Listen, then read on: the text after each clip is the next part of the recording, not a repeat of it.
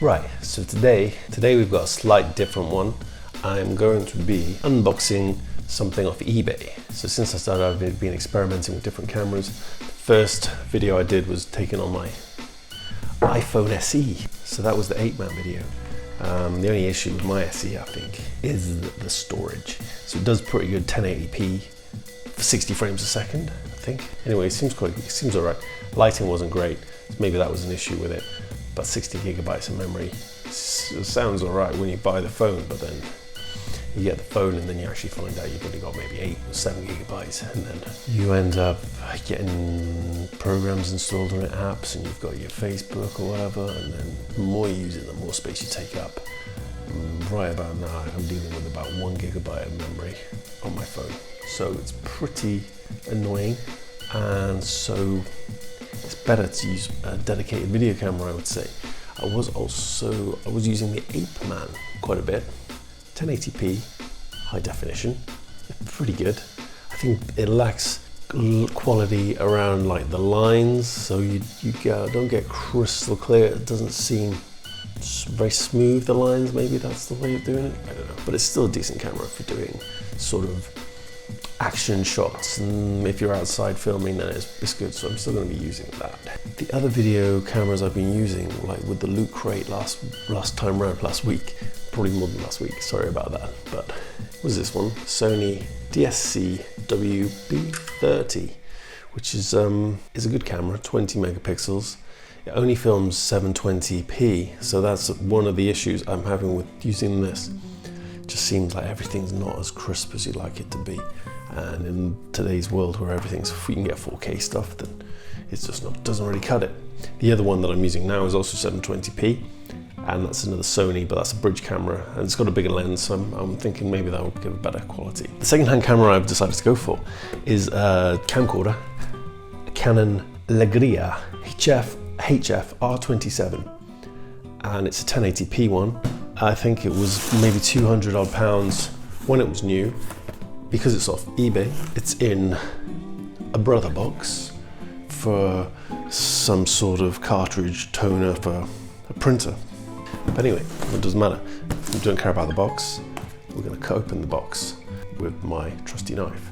So at 1080p, I managed to get it for about £40. I did the old swoop technique, waited until 20 seconds before the end, prepared my bid, and 10 seconds to go, I put it in.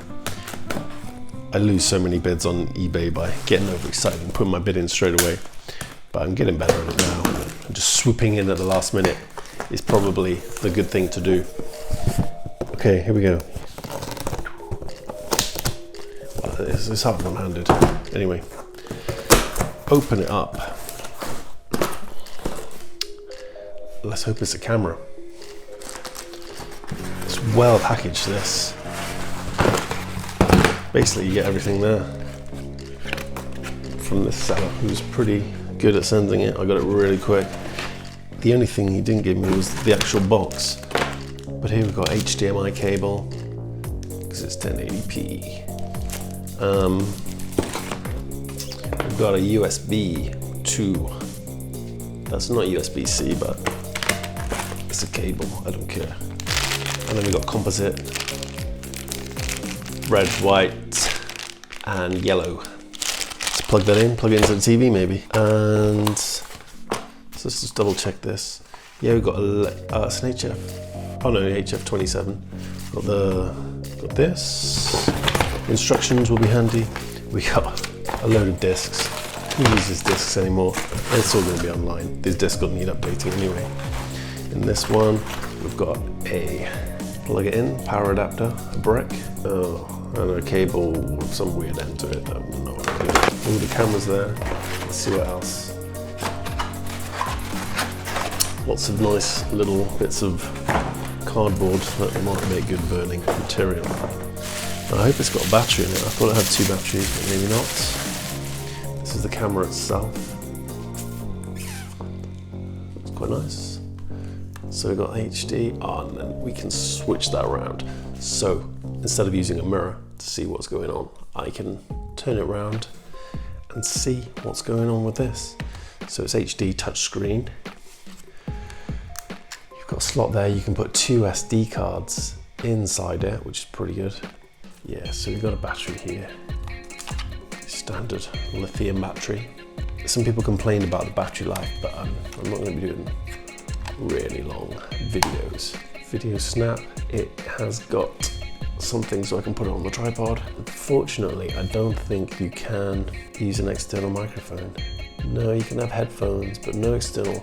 So I'm going to use the same, I'll have the same, well, I'll test it out actually. We'll see if it's got a decent microphone on the front, because some of them do. It's got 8 GB of flash storage internally, so I think I can get away with filming on that for now as well. And if I want to, I'll just use an SD card. So it's got 28 times zoom. It's got lots of different features. It's, for the price, it's good. If you want to do videos on a budget of like £40, then I think it might be quite good. I'm going to turn this camera off now and see what it's like with this. So hopefully it'll give good results. Hopefully it works. If not, then I won't be happy. Maybe we'll do some sort of cool transition with this. And we're back. From what I can tell, the video quality might be better. I don't know. So this was the one I was filming on just now. So this is a 720p. Good thing this has is, for taking photos, 68 times zoom, which is pretty good. But yeah, not really for taking, it looks a bit like an SLR, but it is a bridge. Can't change anything on it. It's quite good for taking photos. But yeah, videos, maybe not, maybe in good color. So I can see now I've got a bit flipped around, I can see myself, and it's following my face around, so it's got face detection on. Turned it to like maximum quality, and this is MXP. So it's got about 40 minutes of recording time on the 8 GB flash memory. So for me, I think that's fine, because my videos aren't usually that long, but if I want to do multiple videos, multiple takes, then it's going to be a bit annoying. So 32 GB memory card should be quite good for making longer videos. I haven't read the instructions, I've just gone straight in, pushed a load of buttons. We've got lots of instructions we can read, but I'm just going to mess around with it and see what happens. It's got a P down at the bottom. I don't know what that means. It's got color. It's got some crazy color. It's got cinema mode, but this isn't cinema mode.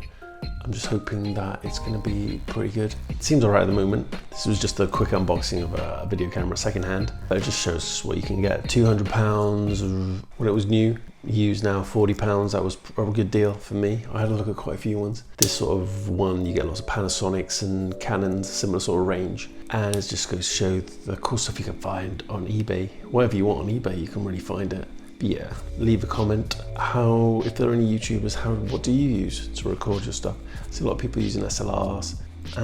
Like the video and subscribe and leave a comment, and I will maybe get back to you if you leave a funny comment. Or if not, I'll just ignore it. Leave me some abuse, I might delete it. But anyway, that's enough rambling.